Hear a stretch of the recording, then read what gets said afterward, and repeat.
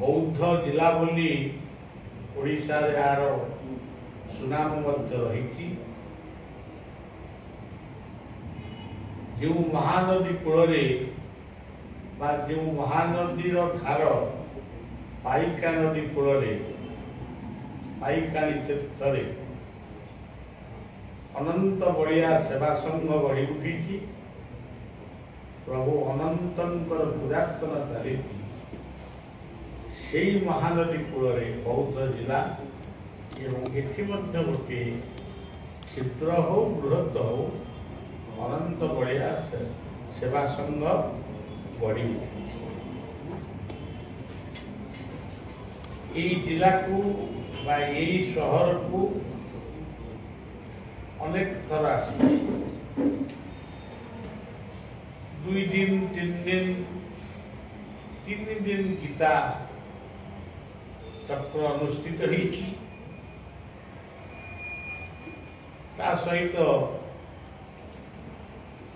1999 मसीह जो महाबात्या होता से महाबात्या समय बौद्ध सहर उपकंठरे किसी आलोचना संग्रह करी आमे आश्रम को फेरी जाइलु। दुष्ट दरिद्र लोक मान किसी भिक्षा तापरे गोटे गणतंत्र सचेतन यात्रा अनुष्ठित होइथिला। एथि मध्य अनुष्ठित होइथिला। सेतबेले जो स्वाधीनता संग्रामी माने थिले सेमानकु मानपत्र परिचय पत्र सब दिया होइथिला। छोट सभाटीए मध्य होइथिला। तापरे मझिरे मझिरे केतेबेले केमिति बलिया ये जगह को आसे डाक बंगलारे रही मध्याह्न भोजन इत्यादि मध्याह्न विश्राम नहीं आमे फेरी जाऊ। एबे गोटे दीर्घ पथ अतिक्रम करी आमर कार्यक्रम चली। तारी भितरे बौद्ध जिलाटी बा बौद्ध सहरटी ऐतिहासिक सहरटी जितेबाला पड़ा सेतबेले आमे भाविलु टे रेढ़ाखोल दे आसिले आमे यही पहुँची जाई पारिबु। किंतु आमे नयागढ़ रे गोटे कार्यक्रम दिनिकिया से गोटे संध्या एवं परदिन भुवनेश्वर रे गोटे चंडी यज्ञ होता। यही सब कथा परे आमे गोटे छोट हो बड़ हो जी भी थांतु न थांतु आमर परिवार किछि अछंती आमे से माननकु टिके देखा करिबा पदे अधे कथबार्ता टिके हवा सुजोग दबा। तापरे आमे आसंता काली सोनपुरे मध्य संध्या सांझ अधिवेशन हब। तापरे नल्लारे हब गोटे संध्या।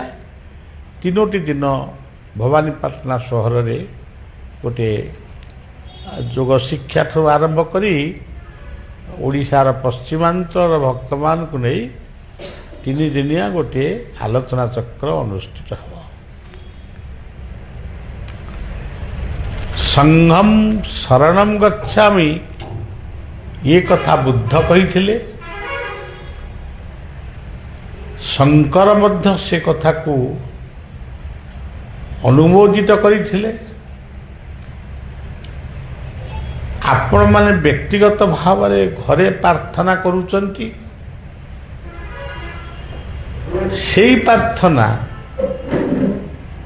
सप्ताह रे थरे बा मासके रे थरे जदि गोटे मेली भाव रे गोटे मिलित भाव रे सेई प्रार्थनाटा आपण माने करंती सी प्रार्थनाटा जेमती आपणकर स्पीडी माने माने अति शीघ्र इष्टदेव पाखरे और गुरुदेव पाखरे सेटा पहुँचो। एटा सत्य एवं चिरंतन सत्य। ଭାଗବତରେ ମଧ୍ୟ ସେ କହିଛନ୍ତି ମୋ ଭକ୍ତମାନେ ଯୋଉଠି ମୋତେ ମୋର ନାମ ସଂକୀର୍ତ୍ତନ କରନ୍ତି ମୁଁ ବୈକୁଣ୍ଠକୁ ତ୍ୟାଗ କରି ଯୋଗୀମାନଙ୍କ ହୃଦୟକୁ ତ୍ୟାଗ କରି ମୁଁ ସେହି ସ୍ଥାନରେ ଯାଇ ପହଞ୍ଚିଯାଏ। ସେଇ ବିଶ୍ୱାସଟା ହୁଏତ ମଣିଷର ନାହିଁ। ସେ ଭାବନ୍ତି ଆମେ ରାମା ଶ୍ୟାମା ଦାମା ଗୋପାଳିଆ ସବୁ ବସିକିରି ଏଠି ଗୋଟେ ଭଜନ କରୁଛୁ, ଗୁରୁଦେବ କହିଛନ୍ତି। କିନ୍ତୁ ପ୍ରକୃତରେ ଯେଉଁଠି ସତ୍ସଙ୍ଗ ହୁଏ ସିଏ ସତ୍ସଙ୍ଗ ମନ୍ଦିରରେ ହଉ ବା ଗୋଟେ ହୋଟେଲ ଭିତରେ ହଉ କି କଲ୍ୟାଣ ମଣ୍ଡପରେ ହଉ କିମ୍ବା ଗୋଟେ ପ୍ରାନ୍ତରରେ ହଉ, ସେଠି ଯଦି ସତ୍ସଙ୍ଗ ହଉଛି ହରିନାମ ହଉଛି ଅଲକ୍ଷ୍ୟରେ ପିତୃପିତା ମାନେ ସେ ସତ୍ସଙ୍ଗକୁ ଶୁଣୁଛନ୍ତି, ଆମେ ଜାଣିପାରୁନୁ କିନ୍ତୁ ସେମାନେ ଶୁଣୁଛନ୍ତି। ଆଉ ପ୍ରଭୁ ନିଜେ ସେ ସତ୍ସଙ୍ଗରେ ଉପସ୍ଥିତ। ମଦଭକ୍ତା ଯତ୍ର ଗାୟନ୍ତି ତତ୍ର ତିଷ୍ଠାମି ନାରଦ। ଇଏ କଥାକୁ ସାଧାରଣ ମଣିଷ ବୁଝିପାରେ ନା।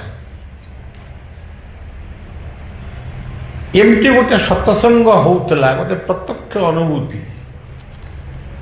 ଜଣଙ୍କର ଗୋଟିଏ ମାତ୍ର ପୁଅ ସେ କଳିଙ୍ଗ ହସ୍ପିଟାଲରେ ପଡ଼ିଥିଲା। ଏଇଟା ମୁଁ ଆପଣଙ୍କୁ ଫୁଲବାଣୀର କଥା କହୁଛି। ବଳିଆ ସେଠି ଉପସ୍ଥିତ ଥିଲା। ସେ ସଂଘଟି ଥିଲା ଦିବ୍ୟ ଜୀବନ ସଂଘର ଗୋଟେ ପ୍ରକୋଷ୍ଠ। ସେଇଠି ଖବର ଆସି ପହଞ୍ଚିଲା ଯେ ତାଙ୍କର ଗୋଟିଏ ମାତ୍ର ପୁଅ ବର୍ତ୍ତମାନ କଳିଙ୍ଗ ହସ୍ପିଟାଲରେ ମୃତ୍ୟୁ ସହିତ ସଂଗ୍ରାମ କରୁଛନ୍ତି। ସେଠାକାର ଯିଏ ପ୍ରେସିଡେଣ୍ଟ ଥିଲେ ବା ତାଙ୍କର ମୁଖ୍ୟ କର୍ମକର୍ତ୍ତା ଥିଲେ, ସେ ସାଙ୍ଗେ ସାଙ୍ଗେ ଗୋଟେ ପ୍ରାର୍ଥନା କରିବା ପାଇଁ ନିର୍ଦ୍ଦେଶ ଦେଲେ। ତ୍ରୟମ୍ବକଂ ଯଦାମହି ସୁଗନ୍ଧିଂ ପୁଷ୍ଟିବର୍ଦ୍ଧନଂ ଉର୍ବାରୁକମିବ ବନ୍ଦନାତ୍ ମୃତ୍ୟୁର୍ମୁକ୍ଷୀୟମାମ୍। ଇଏ ମନ୍ତ୍ରଟି ସେମାନେ 5 ଥର କି 7 ଥର ପଢ଼ିଲେ ଏବଂ ଓଡ଼ିଆ ଭାଷାରେ ସେମାନେ ଠାକୁରଙ୍କୁ ତାଙ୍କର ନିବେଦନ ଜଣାଇଲେ। ଜଣେ ପଢ଼ୁଥାନ୍ତି ଆଉ ସମସ୍ତେ କହୁଥାନ୍ତି।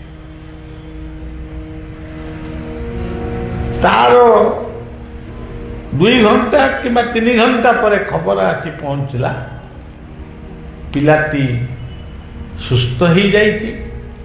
ପୁରା ସୁସ୍ଥ ହେଇନି, କିନ୍ତୁ ପିଲାର ଯେଉଁ ବିପଦ ଥିଲା ସେ ବିପଦଟା ଆଉ ନାହିଁ। ବର୍ତ୍ତମାନ ସେ ଧୀରେ ଧୀରେ ଭଲ ହେଇଯିବ।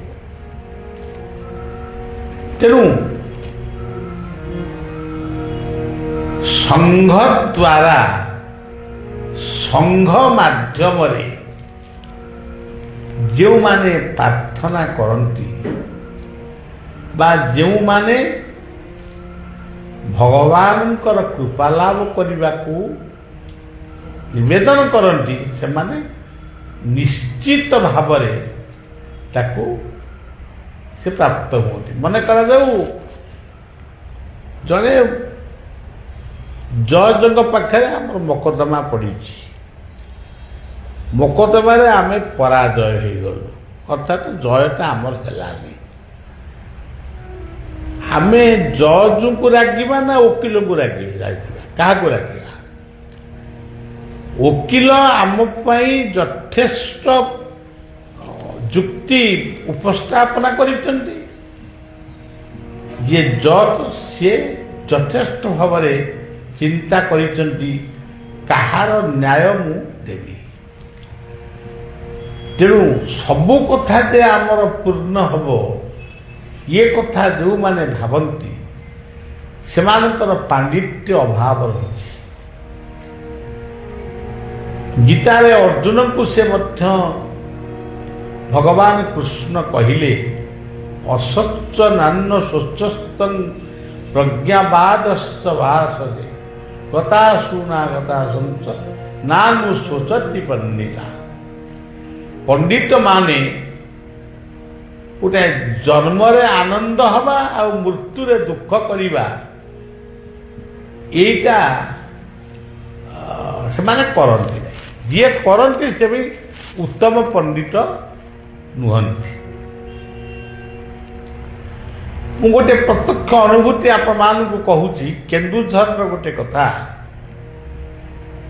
ତାଙ୍କର ଦୁଇଟି ପୁଅ, ଗୋଟିଏ ପୁଅ ଗାଁରେ ଅଛନ୍ତି, ମାନେ ଦେଓବନ୍ଧରେ ଅଛନ୍ତି ହେଡମାଷ୍ଟର, ଆଉ ଗୋଟିଏ ପୁଅ ଦିଲ୍ଲୀରେ ଥିଲେ। ମାନେ ପାଠକୁ ଯେମିତି ସରବତ କରି ପିଅନ୍ତି, ସେ ପାଠ ଗୁଡ଼ାକ ତାଙ୍କର ସବୁ ସେମିତି ହେଇଥିଲା। ଏତେ ପାଠୁଆ। ତାଙ୍କର ଜନ୍ମଦାତ୍ରୀ ମା କେବଳ କୁକୁଡ଼ା ପାଳନ୍ତି, ତାଙ୍କର ଗୋଟେ ସୌକିନ, ଆଉ ପଇସାର ଅଭାବ ନଥାଏ। ତାଙ୍କର ସ୍ୱାମୀ ମଧ୍ୟ ଚାକିରି କରିଛନ୍ତି, କୁକୁଡ଼ା ପାଳନ୍ତି ଏବଂ ତାଙ୍କର କ'ଣ ମାନେ ପାଠଶାଠ କିଛି ନାହିଁ ଆଉ। କିନ୍ତୁ ଦୁଇ ପୁଅଙ୍କୁ ଝିଅଙ୍କୁ ସେ ଏତେ ଭଲ ପାଆନ୍ତି, ବାତ୍ସଲ୍ୟମୟୀ ମା। ଆପଣମାନେ ଜାଣିଛନ୍ତି, ମୁଁ ଅନେକ ସମୟରେ ଗୋଟେ ଗୀତ ସଙ୍ଗୀତର ଗୋଟେ ପଂକ୍ତି ଗାଏ। ମାତୃ ଅନ୍ତରକୁ କିଏ ବା ବୁଝି, ମା ଡାକଠା ସବୁ ତ ମାତୃ ଅନ୍ତର କିଏ ବା ବୁଝି, ମା ଡାକଠା।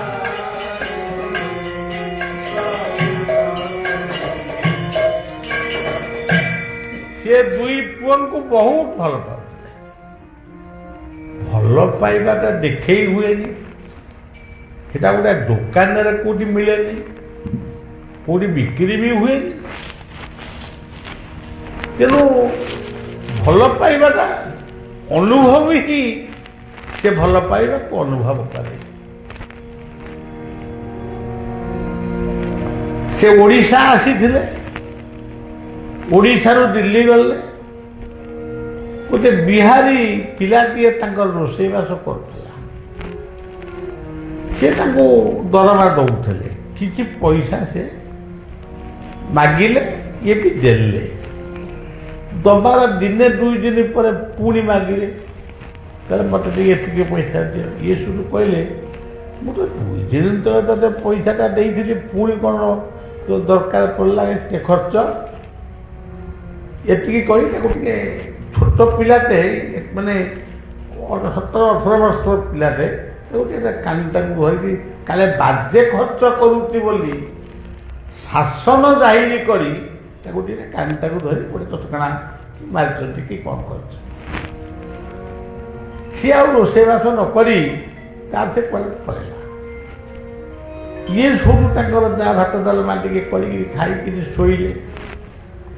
ଇଏ ଯେତେବେଳେ ଶୋଇଛନ୍ତି, ସେ ପିଲାଟି ଆସିଲା। ସେ ପିଲାଟି ଆସିକିରି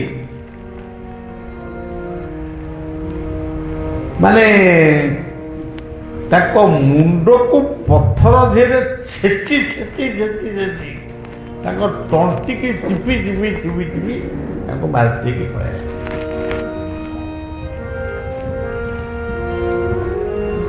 ଭାଗବତର ଗୋଟେ କଥା ଅଛି, ଆମେ ତ ଏମିତି ମାରି ଦଉଛୁ, କିନ୍ତୁ ଭାଗବତ କହୁଛନ୍ତି ଯେ ଯାକୁ ମାରେ ସୁଖ ଭୋଳେ,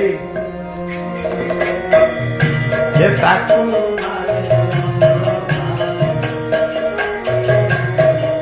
ଯେ ଯାକୁ ମାରେ ସୁଖ ଭୋଳେ, ସେ ତାକୁ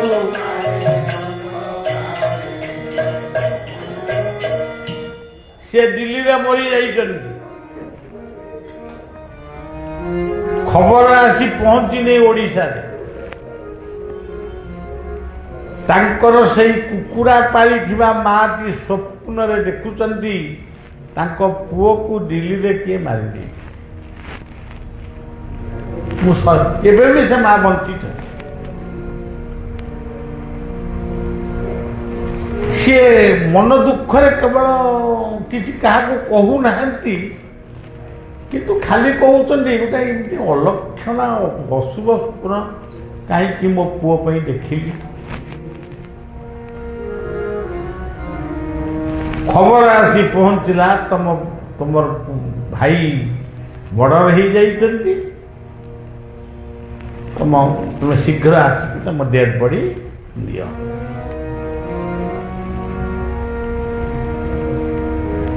କିଏ ଖୋଜିକି ଗଲେ ତାଙ୍କୁ ଡେଡ୍ ବଡି ନେଇକି ଆଇଲେ, ସେଟା ଗୋଟେ କଥା ଗଲା।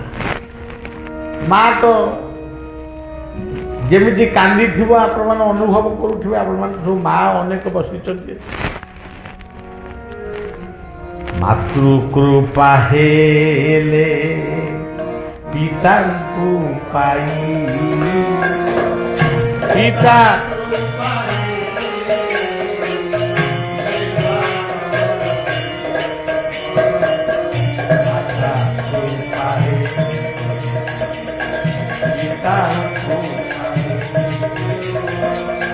ପିତା କୃପା ହେଲେ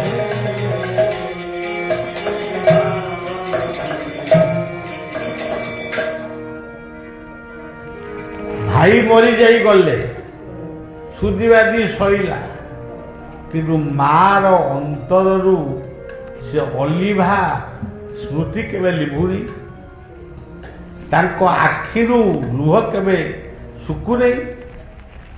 ତାରି ଭଳି ଯେଉଁ ପୁଅକୁ ଦେଖୁଛନ୍ତି, ସେ ବନ୍ଧୁ ବାନ୍ଧବ ଭିତରେ ଯାହାକୁ ଦେଖୁଛନ୍ତି, ତା ହାତଟାକୁ ଧରିକି ଟିକେ ଗେଲ କରିଦେଉଛନ୍ତି।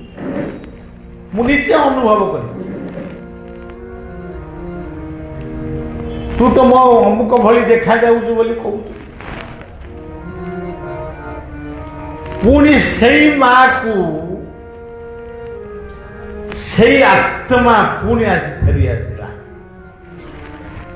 ଶୁଣନ୍ତୁ, ଗୀତାରେ କହିଲେ ଦେହଟା ହଉଛି ଗୋଟେ ନୂତନ ବସ୍ତ୍ର। ନୂଆ ବସ୍ତ୍ରଟା ଦିନେ ପୁରୁଣା ହେଇଯିବ, ସେ ନିଶ୍ଚୟ ଚିରିଯିବ। ତାକୁ ମହାପୁରୁଷ ମାନେ ଦେଖିଲେ, ନୂଆ ଘର ଖଣ୍ଡି ଦିନେ ପୁରୁଣା ହେବ, ମାରିବ ଶୂନ୍ୟ କ୍ଷୟ ନୋଇ। ନୂଆ ଘର ଖଣ୍ଡି ପୁରୁଣା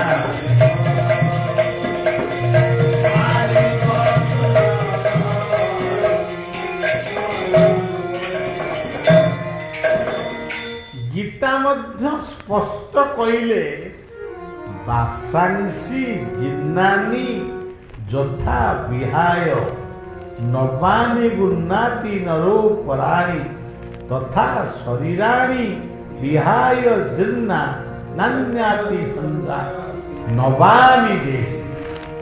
ଶରୀରଟା ନିଶ୍ଚୟ ମରିବ। ତାପରେ ପୁଣି କହିଲେ, ଆତ୍ମା ମରିବ ନାହିଁ।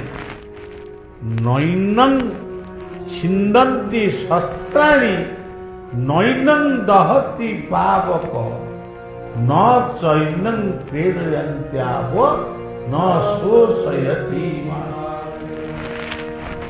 ପ୍ରହ୍ଲାଦଙ୍କୁ ତାଙ୍କ ବାପା ହିରଣ୍ୟକଶ୍ୟପ ଜଳରେ ଫିଙ୍ଗିଦେଲେ, ମଲେ।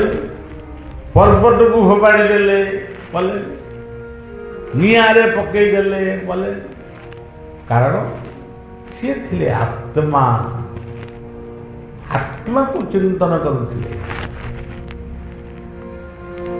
ତେଣୁ ମାରିବାକୁ ଚାହିଁଲେ ବି ସେ ମରିବନି, ନା କାହାକୁ ମାରିପାରିବନି। ଗୀତାରେ ଆଉ ଗୋଟେ ଶ୍ଲୋକରେ କହିଛନ୍ତି, ଦେହିନୋସ୍ମିନ୍ ଯଥା ଦେହେ କୌମାରଂ ଯୌବନଂ ଜରା ତଥା ଦେହାନ୍ତର ପ୍ରାପ୍ତି ଧୀର ସତ୍ତନ। ହେ ମଣିଷ, ତମେ ଆଜି କୁଆଁ କୁଆଁ ହେଇ କାନ୍ଦିଛ, ଆଣ୍ଠେଇବ, ବସିବ, ଚାଲିବ, ଯୁବକ ହବ, ବାହା ହବ, ପୁଅ ଝିଅ ହେବେ, ନାତୁଣୀ ହେବେ, ଏମିତି ହେଇକିରି, କିନ୍ତୁ ଦିନେ ନା ଦିନେ ମରିବାକୁ ହବ। ସେଥିପାଇଁ ପ୍ରସ୍ତୁତ ହେଇକି ଥାଅ। ବେପରୁଆ ଭାବରେ ବହୁତ କାମ କରିଯାଉଛ। ମୋ ପାଖରେ ଧନ ଅଛି, ମୁଁ ଯାହା ଚାହିଁବି ତାହା କରିବି। ମୋ ପାଖରେ ଧନ ଅଛନ୍ତି, ଯାହା କହିବି ଯାହା କରିବି, କିନ୍ତୁ ସେସବୁ ସେ ଚାଲିବନି। ସହସ୍ର ହାଣ୍ଡି କି ଗୋଟିଏ ଠେଙ୍ଗା। ସହସ୍ର ହାଣ୍ଡି ଆମେ, ଠେଙ୍ଗା ହଉଛି ଜଣେ, ସିଏ ହଉଛନ୍ତି ଈଶ୍ୱର। ଈଶ୍ୱର ପୁଣି କିଏ? ଆପଣ ଦେଖିଛନ୍ତି ଈଶ୍ୱରକୁ? ବୌଦ୍ଧ ଜିଲ୍ଲାରେ ତ ବହୁତ ମନ୍ଦିର ଦେଖିଛନ୍ତି। ମନ୍ଦିର ମାଳିନୀ ସୋନପୁର ଦେଖିଛନ୍ତି ଈଶ୍ୱରକୁ? ଈଶ୍ୱର କିଏ? ଆପଣ ନିଜେ ପଢୁଛନ୍ତି ଈଶ୍ୱର କିଏ, କିନ୍ତୁ ଈଶ୍ୱର ବିଷୟରେ ଜାଣିନାହିଁ। ଗୁରୁଙ୍କୁ ନମଣିବ ନର, ଗୁରୁଟି ସାକ୍ଷାତ ଈଶ୍ୱର। ଆକୁ କଣ ଯିଏ ଲେଖିଥିଲେ ଗଞ୍ଜେଇ ଖାଇ ଲେଖିଥିଲେ? ପୁଣି କହିଲେ ମୋତେ ପୂଜିବ ଗୁରୁ ଦେହେ, ମୋ ବିନୁ ଗୁରୁ ଭିନ୍ନ ନୁହେଁ। ଆପଣମାନେ ସବୁଦିନ ବୋଧେ ପଢୁଛନ୍ତି କି କଣ? ଗୁରୁ ବ୍ରହ୍ମା, କେଡ ବଡ କଥା। ଗୁରୁ ବିଷ୍ଣୁ, ଗୁରୁ ଦେବ ମହେଶ୍ୱର, ଗୁରୁ ସାକ୍ଷାତ ପରଂ ବ୍ରହ୍ମ, ତସ୍ମୈ ଶ୍ରୀ ଗୁରବେ ନମଃ। କିନ୍ତୁ ପଢିଲେ କଣ ଭାବୁଛନ୍ତି? କଣ ତାମାନେ ଖାଇଲେ ଭଲ ତରକାରୀ, ଲୋକଙ୍କୁ କହିଲେ ମୁଁ ଲେମ୍ବୁ ଲୁଣ ଖାଇଛି, ଏଇଆ। ତେଣୁ ସଜ୍ଜନ, ମୁଁ କାହିଁକି କଥା କହୁଛି? ଆପଣଙ୍କ ଘରେ ଗୁରୁ ଅଛନ୍ତି, ସେ ହଉଛନ୍ତି ପିତାମାତା, ପ୍ରଥମ ଗୁରୁ। ଭୀଷ୍ମ ଯେତେବେଳେ ସରସଜ୍ଜା କରିଛନ୍ତି, ତା ପୂର୍ବରୁ ମା ଗଙ୍ଗା ଆସି ତାଙ୍କ ପାଖରେ ପହଞ୍ଚିଛନ୍ତି। ଯେତେବେଳେ ସରସଜ୍ଜାରେ ଶୋଇଛନ୍ତି, ପିତୃଲୋକରୁ ଶାନ୍ତନୁ ତାଙ୍କ ବାପା ଆସିକିରି ତାଙ୍କ ଆଗରେ ଠିଆ ହେଇଛନ୍ତି। ଶାସ୍ତ୍ରରେ କାହିଁ ତାକୁ ଲେଖା ହେଇଛି? ଆମକୁ ଜାଣିବା ପାଇଁ। ଆମେ କଣଟା ଜାଣୁଛୁ? ଜାଣିକିରି ବି କଣ ବୁଝୁଛୁ? ଲୋକଙ୍କୁ କଣ ବୁଝଉଛୁ? ତେଣୁ ସଜ୍ଜନ, କଥାଟି ହେଲା କଣ? ଆମେ ଜୀବନ୍ତ ଠାକୁରକୁ ଦେଖୁଛୁ। ଧରନ୍ତୁ ଆପଣଙ୍କ ଘରେ ବାପା ମା ଅଛନ୍ତି, ଆପଣ ସକାଳୁ ଭୋଗ କରିବା ପାଇଁ ଜଗନ୍ନାଥଙ୍କ ମନ୍ଦିରକୁ ଗଲେ, ବହୁତ ଭଲ। କିନ୍ତୁ ପ୍ରଥମେ ବାପ ମାଙ୍କ ଖାଇବା କଥା ବୁଝିକିରି ଜଗନ୍ନାଥଙ୍କ ମନ୍ଦିରକୁ ଗଲେ, ନା ଜଗନ୍ନାଥଙ୍କ ମନ୍ଦିରରୁ ଆସିବା ପରେ ବାପ ମାଙ୍କ କଥା ବୁଝିଲେ? ଯଦି ବୁଝି ନାହାନ୍ତି, ଜଗନ୍ନାଥ ସେ ଭୋଗ ଖାଇନାହାନ୍ତି, ଜମା ଖାଇବେନି। ତେଣୁ ସଜ୍ଜନ, ଗୁରୁଙ୍କୁ ପୂଜା କର। ଯଦି ତମେ କଦଳୀ, ଫଳ, କ୍ଷୀର ନେଇକି ଯାଉଛ, ଛୋଟାଟିଏ କି ଅନ୍ଧଟିଏ କି ଗୋଟେ ଅସହାୟ ମଣିଷଟିଏ ଯଦି କାନ୍ଦୁଛି, ମାଗୁଛି, ବାବୁ ଟିକେ ଭିକ୍ଷା ଦିଅନ୍ତୁ, ତମେ ସେ କ୍ଷୀର ତାକୁ ନ ଦେଇ କଦଳୀ ତାକୁ ଦେଇଛ କି? ତାକୁ ଫଳ ଦେଇଛ କି? କହିଯାଏ ଯା, ମୁଁ ଯାଉଛି ଜଗନ୍ନାଥଙ୍କ ମନ୍ଦିରକୁ। ତେଣୁ ଭୋକିଲା ଲୋକକୁ ଯଦି ଚିହ୍ନିନା, ଶୋଷିଲା ଲୋକର ମନ ଯଦି ବୁଝିନା, ଦରିଦ୍ରକୁ ଯଦି ତମେ ନାରାୟଣ ସଦୃଶ ଜ୍ଞାନ କରିନା, ଘୃଣା କରୁଛ, ଏଟା ମୂର୍ଖଟା। ଏଇ ବୌଦ୍ଧ ଜିଲ୍ଲାରେ ଜନ୍ମ ନେଇଥିଲେ ଭୀମ ଭୋଇ। କଣ ସେ ପାଠ ପଢିଥିଲେ? କେଉଁ ସାହିତ୍ୟରେ ସେ ଡକ୍ଟରେଟ୍ କରିଥିଲେ, କିନ୍ତୁ ସିଏ ପୁଣି ଲେଖିଥିଲେ ଏଇଠି ବି ତାଙ୍କ ଯୋଉ କୂଅରେ ସେ ପଡି ଯାଇଥିଲେ ସେ କୂଅଟି ଆଜି ବି ଅଛି। ସେ ପୁଣି ଲେଖିଥିଲେ ପ୍ରାଣୀଙ୍କ ଆର ଦୁଃଖ ପ୍ରବୀ ଦେଖୁ ଦେଖୁ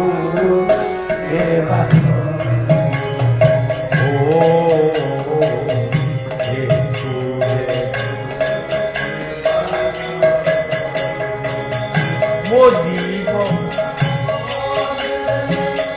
ନର୍କେ ପରି ମୋ ଜୀବନ নরকে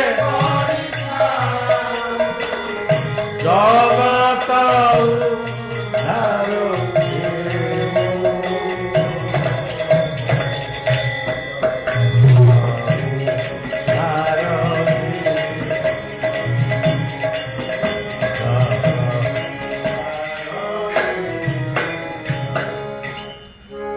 এই পশ্চিম ওড়িশার পশ্চিমাঞ্চলে গঙ্গাধর মেহেরঙ্কর জন্ম, ভীম ভয়ঙ্কর জন্ম। କଣ ଆମେ ଶିଖିଛେ?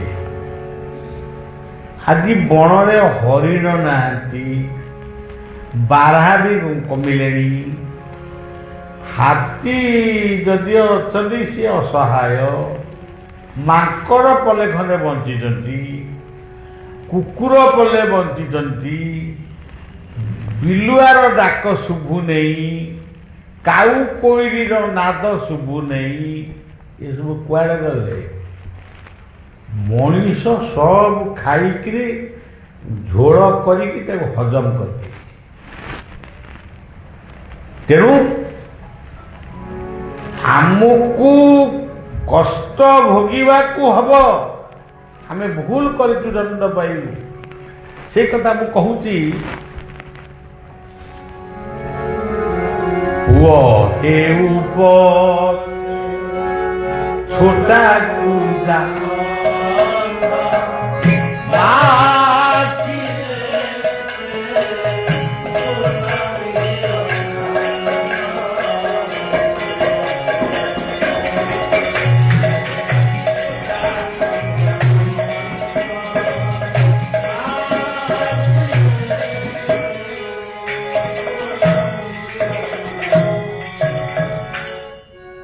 ପୁଅ ଦିଲ୍ଲୀରେ ମୃତ୍ୟୁବରଣ କରିଛି, ମା ଜାଣିଲା। ତା ପୂର୍ବରୁ ଯୋଉ କଥା ମୁଁ କହୁଥିଲି, ମା କାନ୍ଦୁଛି, ଆଖିରୁ ଲୁହ ଝରୁଛି, ଯାହାକୁ ମାନେ ତାକୁ ପୁଅ ବୋଲି କୁଣ୍ଡଉଛି, ଆଲିଙ୍ଗନ କରୁଛି। ଦିନେ ଆତ୍ମା ଫେରି ଆସିଲା। ଦେଖନ୍ତୁ, ଯେତେବେଳେ ଭଗତ ସିଂ ଫାଶୀ ଖୁଣ୍ଟରେ ଝୁଲିଗଲେ, ତାଙ୍କ ମା କାନ୍ଦିଲେ।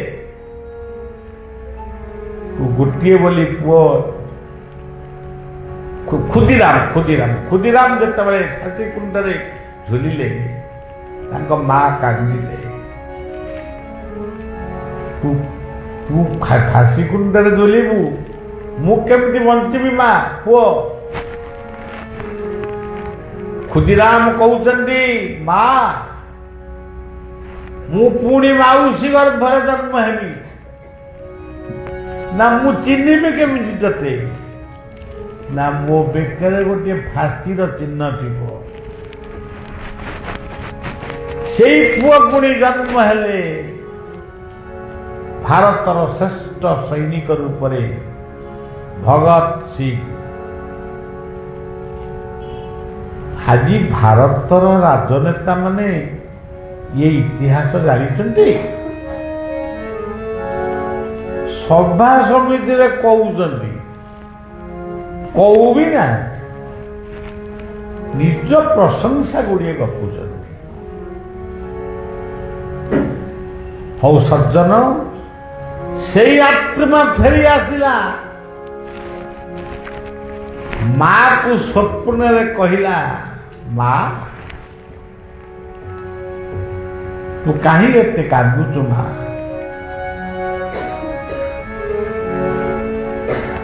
मु वर्तमान जन्म है सारे माँ पचार कौटी जन्म हो जो माँ जीवन रे इतिहास बही देखी नहीं साहित्य बही पढ़ी नहीं स्कूल विद्यालय को जाई नहीं से माँ कहूँ मु लाहौर रे जन्म हो पाकिस्तान और लाहौर पंजाब और लाहौर तेणु सज्जन कहतु शास्त्र मिथ्या ना सत्य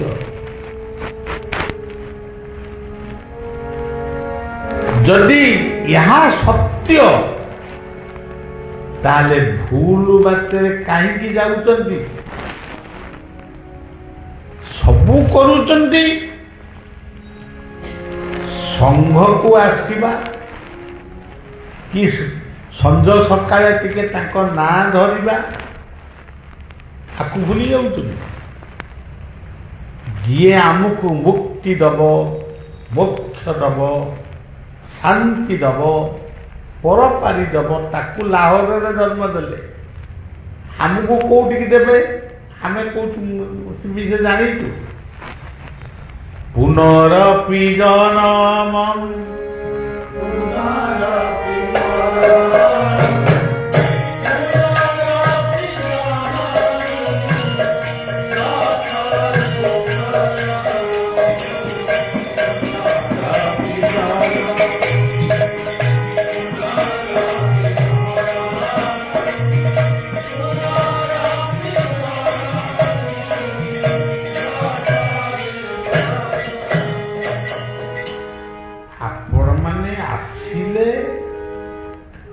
बलिया आई आमे जीवा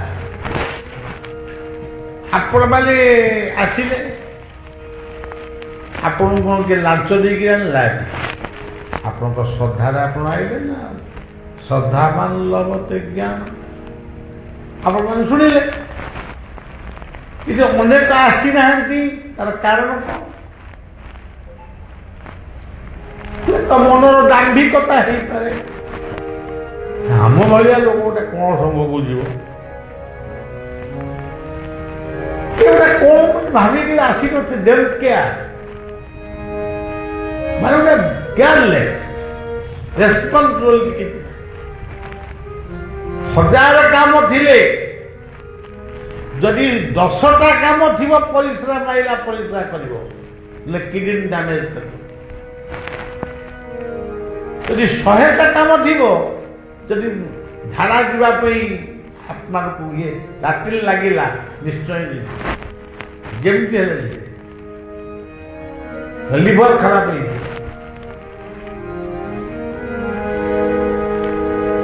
जदि सहस्र काम थाए तीर्थ दर्शन सुजोग जदि मिले देव दर्शन सुजोग मिले ताकू निश्चित एवं हजार हजार काम लक्ष लक्ष काम लक्ष लक्ष नुह हजार हजार काम थिले गुरुदेव जदि आसी पहुंचले गुरुंकर दर्शन निश्चय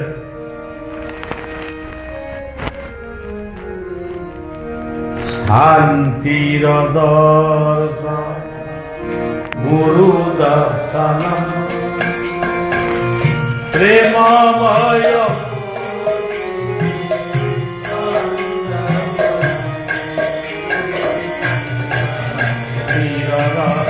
गोटे गोटे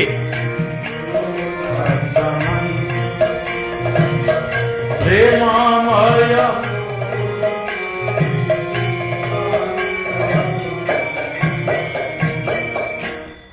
आउ गोटे धुन अच्छी गुरु कृपा की केवलम गुरु कृपा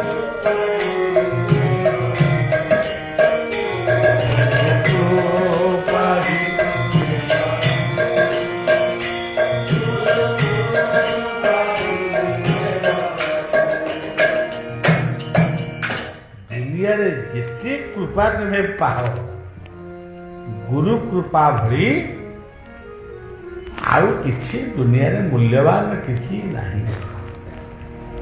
पढ़ुचंती आज ओडिशार प्रतिटी घरे घरे पढ़ुचंती से गीतटी हे गुरु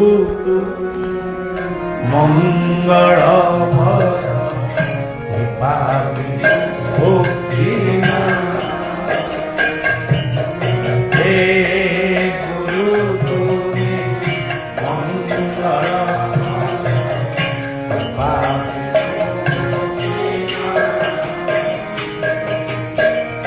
धरणीमा धरणी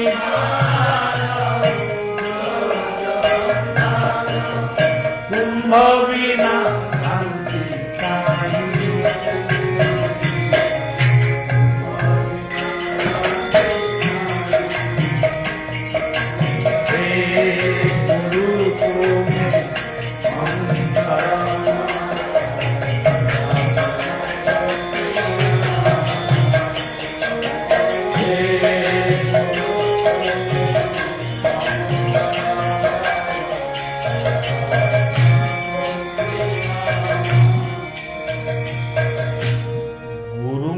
दर्शन को आसिले तो गुरु कथा पदे शुणव मंत्रमूल गुरु जमा न आसब गुरु क्षेत्र को दर्शन न कर गुरु बाणी की न शुणव आज यही घंटाक भितर जड़े फोन करते टिटलागढ़ बाबा माने से गोपाल भाई की जनइले गोपाल भाई बाबा को टिके जनइब जे आमर जड़े बड़ भाई मृत्यु होती वर्षे पूरी नहीं मु आम सब बाबा दर्शन को भवानीपाटना जापरू तो गोपाल भाई मत कहले मुझे कहली कहीदे तमे बोधे संध्यारे प्रत्येक दिन लाइव देखुना तुमे जदि लाइव देखु था मुझे कहूँ जदि शुणु था ताले एक कथा केबे कहि न था ये अंधविश्वास तम भीतर रही न था वर्षक पर्यंत तुम गुरु दर्शन करबनी देव दर्शन करबनी तीर्थ दर्शन करबनी यदि रोग हम मेडिकल बुझब कि नहीं गुरुवार क्या उद्धार दब नहीं आज गुरुवार मुझे देवी नहीं जदि पेट कामुला डाक्तर पाखु गल डाक्तर को फीस दब कि नहीं अंधविश्वास दूरे जा ये हूँ गुरुंकर आदेश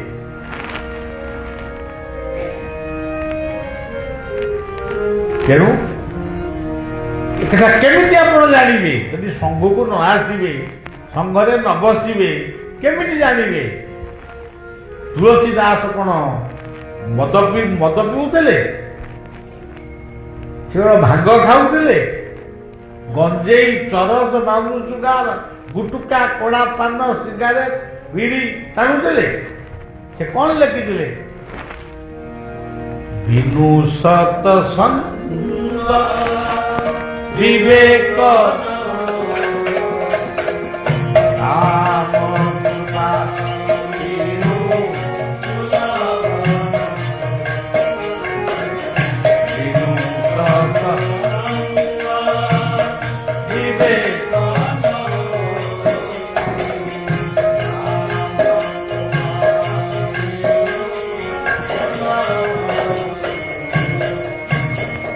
हे राम पुरुषोत्तम नरहरि नारायण केशव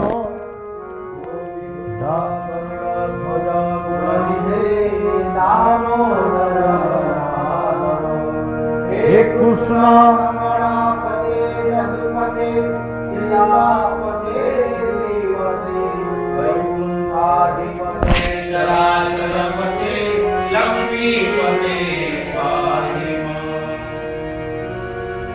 জয় গুরু জয় গুরু জয় গুরু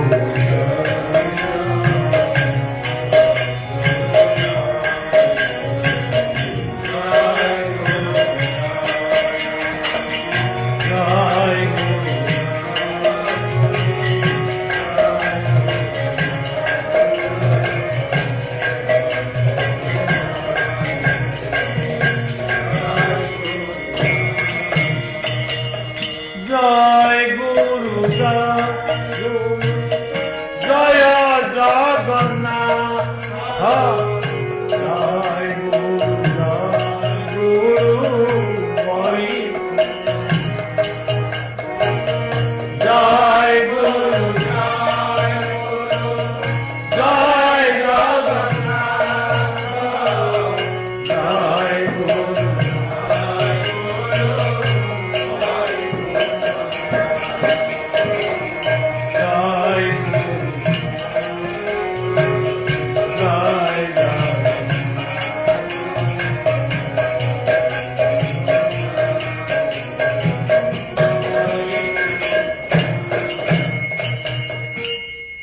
ସଜ୍ଜନ କିଛି ନାହିଁ। ସନ୍ଧ୍ୟା 6ଟା ହେଲା କି 6:30 ହେଲା, ବଜାରରେ ବୁଲୁଛ, ଡାକ୍ତରଖାନାରେ ଅଛ, ସାଲାଇନି ଲାଗିଛି, କିନ୍ତୁ ଯୋଉଠି ବି ଥାଅ ଖାଲି ଜୟ ଗୁରୁ ଶବ୍ଦଟା କହିବା ପାଇଁ କ'ଣ ତମ ଜୀବ ଏମିତି ଦରଜ ହେଇଯାଉଛି? ଖାଲି ଜୟ ଗୁରୁ କହୁନା, ଗୁରୁ ମନ୍ତ୍ର ମଧ୍ୟ ଶୋଇଲା ବେଳକୁ ପଡ଼ିବ, ଖାଲି ଜୟ ଗୁରୁ କହୁନା, ସେତିକି ବି ହଉ। ତେଣୁ ସଜ୍ଜନ ଇଏ ସବୁ କିଛି ହଉନି ତ ହଉନି ଆଉ କ'ଣ କରିବା? ଆମକୁ ସବୁ ଠାକୁର ପଠେଇଥିଲେ ଯାହା ସବୁ ଲୋକଙ୍କୁ ବୁଝେଇବ, ଆମେ ବୁଝେଇ ନଣ୍ଡା ହେଲୁ। ସେଦିନ ଆମେ ଆମର ବୁଝେଇ ସୁଝେଇକି ଆମ ପେଡ଼ି ପୁତଳା ରାନ୍ଧିକିରି ଆମେ ଆମ ଘରକୁ ଯିବୁ। ତମେ ଉପରୁ ବାଁ କରି ବସିଥିବ ଆଉ। କେବଳ କୁହ ଜୟ ଗୁରୁ, ଏତିକି। ଏଇ ବର୍ତ୍ତମାନ ମୁଁ ଦେଖୁଥିଲି ବହିକିଟା, ଆଉ କ'ଣ କେତେ ଲୋକ ନାହାନ୍ତି, କରିବି କ'ଣ ଆଉ ଏଠି ଟିଭି ଦେଖୁଥିଲି, ଏ ଯେଉଁ କ'ଣ ଏଇଟା ପଲିଟିକାଲ ସର୍କସ୍। ଆଜି ଆପଣମାନେ ଖୋଲିକି ଦେଖିବେ, ସେଥିରେ ଗୋଟିଏ ଶେଷ ଦୃଶ୍ୟଟିଏ ଦେଖେଇଲେ।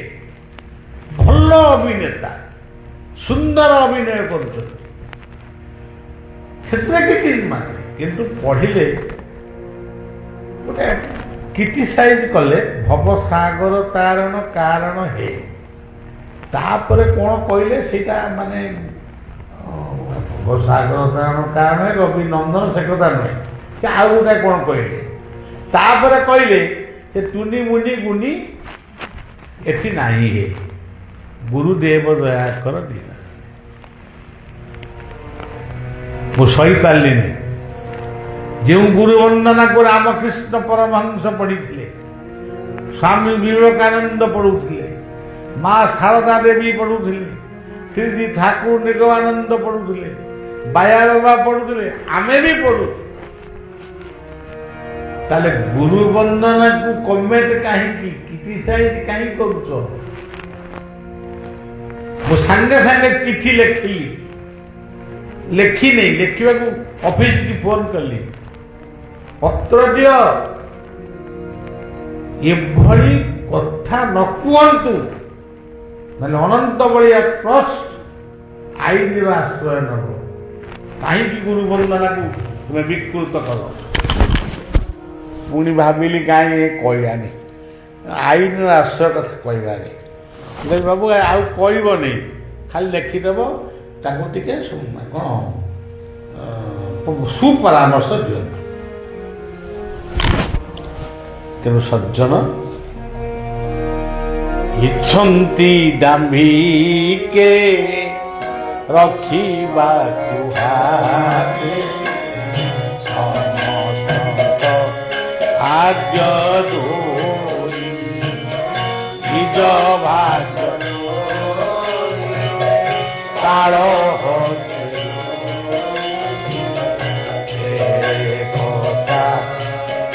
ପାଶୁ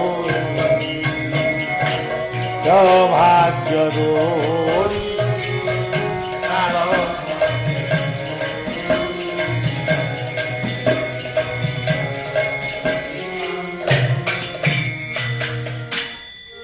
ଆଜି ଆମେ କହୁଛୁ ଏମିତି ହେଇଗଲା ସେମିତି ହେଇଗଲା, ସେଥିପାଇଁ ଆମେ ସବୁ ଦାୟୀ। ଆଚ୍ଛା ମା ମାନେ ମୋର ବାବୁମାନେ ଯେତିକି ଆଇଛ ଭାରି ଖୁସି, ତମ ପାଇଁ ସ୍ପେଶାଲ ପ୍ରାର୍ଥନା ନିଶ୍ଚୟ କରିବି। ଏଠି ମଧ୍ୟ ବର୍ତ୍ତମାନ କରୁଛି, ବେଶୀ ଲୋକ ହେଲେ କହିବା ନହେଲେ କହିବା ନାହିଁ। ଏଇଠି ସଭାଟିଏ ହଉଛି, ଏଇ ହୋଟେଲ ପ୍ରାଙ୍ଗଣରେ ହଉଛି, କିନ୍ତୁ ଆପଣ ଭାବୁଛନ୍ତି କି ଏତିକି ଲୋକ ଶୁଣୁଛନ୍ତି?